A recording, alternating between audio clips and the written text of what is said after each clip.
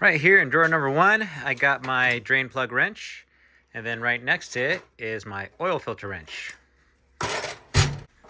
And gotta give Dad a high five.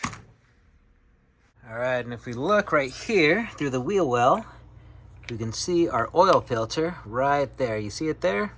Okay. We want to make sure we put our wrench on the correct way. So I'm going to throw this over here. I have my loop that's out. And as I twist it, it's going to wrap up. And then I'm going to be able to take it off because of all the tension that I'm tightening into the loop.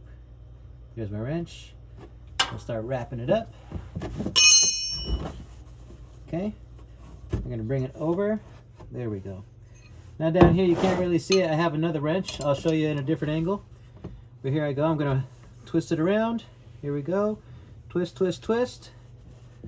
There we go. Look at that. If I needed to do this again, I would just loosen it up, bring it over, and then keep going.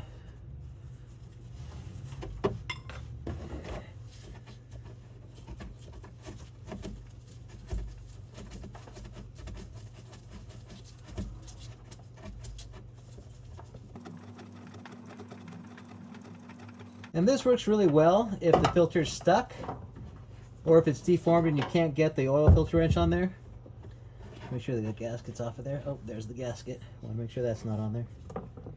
Okay, let's put this one back on here.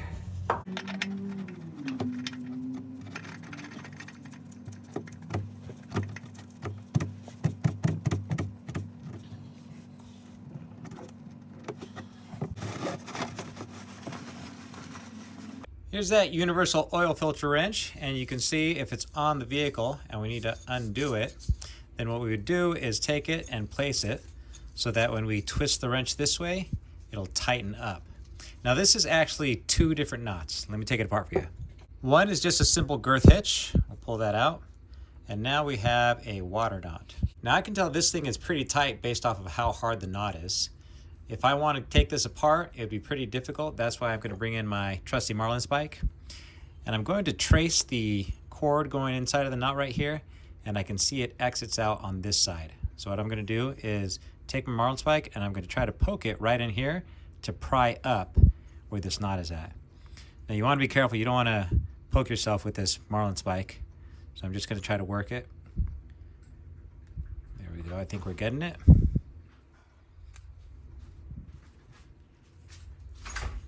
There we go. Try doing that without your fancy tool, huh?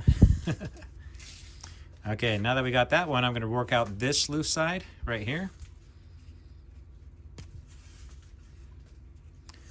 Almost there. And you can see how much I've used this because part of this is pretty bright and the rest of it is pretty dark.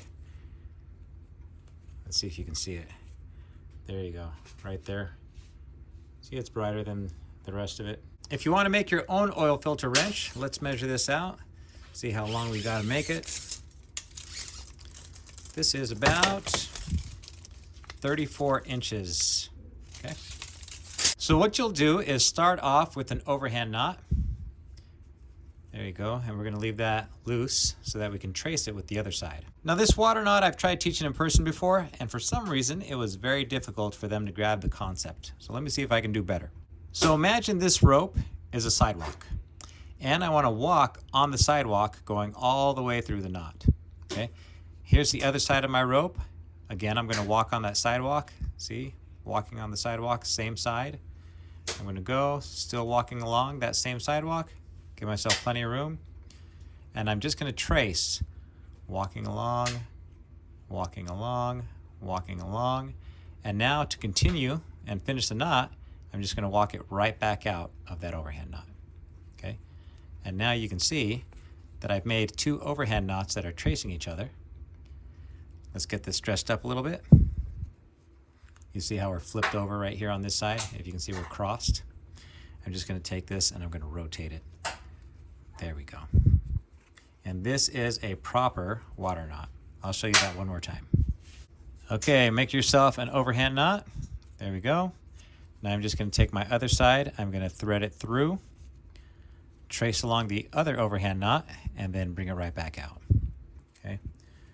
There we go. I don't want the sides to be too long, so I'm just gonna dress it up. There we go. This thing is very stable. It's not gonna come undone. Now on the other side, this is where you just do your girth hitch, or crow's foot, or cow's hitch. Take your fingers through, pinch around, and then pull it through. There we go. That's it. And then here's the filter. Let's put it into a vise so you can get the good idea of how it works. Okay, this is upside down. I'm going to flip the video so that you can get the correct point of view. To take this filter off, I need to twist it counterclockwise. And so I want to make sure that my loop in my oil filter wrench is pointing the direction I want it to go. So I'm going to place it this way. And there's my loop pointing counterclockwise. There we go. Now I'll take my wrench and I'll just place one side into the loop and I'll start twisting it. Okay. With my other wrench, I'll do what all time auto mechanics do, and I'll place it in here and I'll start turning. And you can see that I have a whole lot of mechanical advantage in a tight place. Just remember, oil filters go on hand tight. Do not use this to tighten it on. It'll be much more difficult to get it off. This has never failed me. I've used it plenty of times on oil filters that have been so stuck and even crumpled up and messed up. This has worked every time.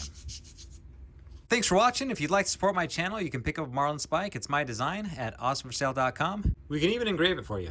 Now, since you're still here, I'll show you how I used a Marlin spike and a rope wrench to undo a hose fitting to the side of my house where the spigot wouldn't let go. I took a rope wrench made out of paracord, and then my Marlin spike went through. I tightened it up by twisting it. And then once I had it tightened up, I just rotated the Marlin spike. And it worked just fine. Of course, I could have gone into the garage and grabbed some pliers, but I had this with me.